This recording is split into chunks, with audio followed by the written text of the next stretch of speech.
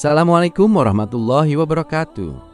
Semoga kita semua selalu berada dalam keadaan sehat walafiat, dilimpahkan keberkahan, dan dijaga iman kita. Amin ya robbal alamin.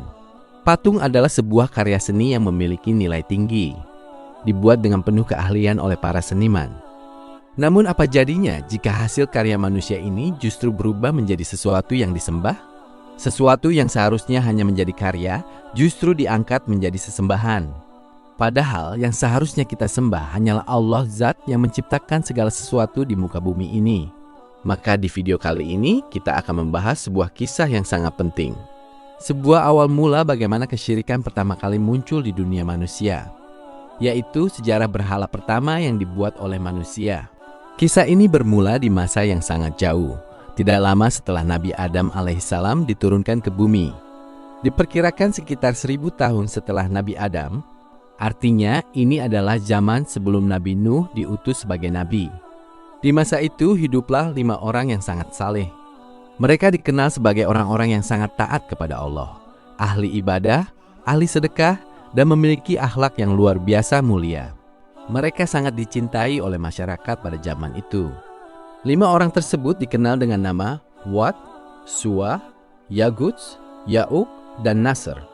Mereka bukan hanya orang biasa. Mereka adalah tokoh yang menjadi panutan, yang mengajak manusia kepada kebaikan dan menjauhkan manusia dari keburukan. Namun Allah mentakdirkan bahwa satu persatu dari mereka wafat. Yang pertama wafat, kemudian yang lain menyusul. Hingga akhirnya kelima orang saleh ini pun meninggalkan dunia. Dan disinilah awal mula kesedihan besar terjadi. Masyarakat yang sangat mencintai mereka merasa kehilangan yang begitu dalam. Mereka rindu akan nasihat mereka, rindu akan kebaikan mereka. Hingga pada suatu hari, sebagian dari mereka memiliki sebuah ide. Mereka membuat patung yang menyerupai kelima orang saleh tersebut. Tujuannya bukan untuk disembah, tetapi hanya sebagai pengingat, agar ketika mereka melihat patung itu, mereka teringat akan kebaikan dan semangat ibadah mereka kembali tumbuh. Patung-patung itu kemudian diletakkan di tempat umum, seperti lapangan atau pusat keramaian, agar siapapun yang lewat bisa melihatnya. Dan benar saja, setiap orang yang melihat patung tersebut akan teringat pada sosok orang-orang solih itu.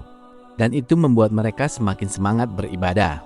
Sampai di sini tidak ada yang salah. Semuanya masih dalam batas yang wajar. Namun iblis tidak tinggal diam. Masuklah ke generasi kedua, yaitu anak-anak dari generasi sebelumnya.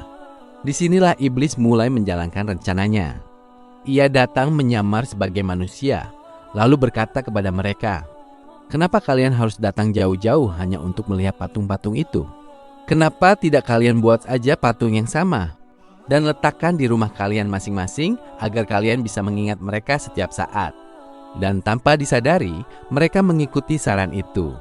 Akhirnya patung-patung itu mulai diperbanyak, dan setiap rumah memiliki patung-patung tersebut. Namun sekali lagi mereka masih belum menyembahnya, hanya sekadar pengingat. Lalu datanglah generasi ketiga, generasi yang sudah jauh dari masa orang-orang salih itu. Mereka tidak lagi mengenal langsung siapa sosok yang dipatungkan. Dan disinilah iblis kembali datang dengan tipu daya yang lebih halus. Ia berkata, "Aku adalah orang yang hidup di zaman nenek moyang kalian. Tahukah kalian, patung-patung ini dibuat bukan sekedar pengingat, tetapi untuk mendekatkan diri kepada Allah melalui patung-patung ini." Dan disinilah sebuah kesalahan besar terjadi.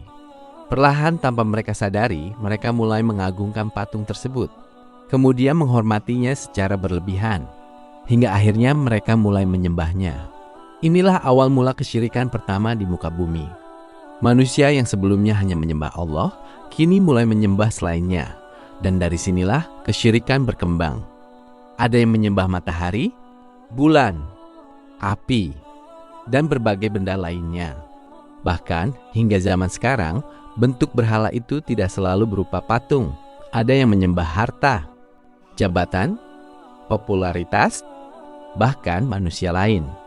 Padahal hakikatnya semua itu adalah ciptaan Allah, dan yang pantas disembah hanyalah Allah semata.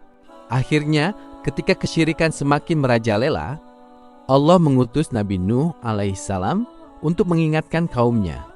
Namun sebagian besar dari mereka menolak. Mereka tetap menyembah berhala. Dan akhirnya Allah menurunkan azab yang sangat dahsyat. Banjir besar yang menenggelamkan seluruh kaum tersebut. Tidak ada yang selamat kecuali Nabi Nuh, keluarganya, dan orang-orang yang beriman bersamanya. Itulah kisah tentang bagaimana berhala pertama muncul dan bagaimana kesyirikan pertama kali terjadi di dunia manusia. Semoga kisah ini bisa menjadi pengingat bagi kita semua, agar kita tetap menjaga tauhid dan tidak tergelincir dalam kesyirikan, baik yang terlihat maupun yang tersembunyi. Mohon maaf apabila ada kekurangan, yang benar datangnya dari Allah, dan yang salah datangnya dari saya sebagai manusia biasa. Wassalamualaikum warahmatullahi wabarakatuh. Sampai jumpa di kisah berikutnya yang penuh makna dan pelajaran.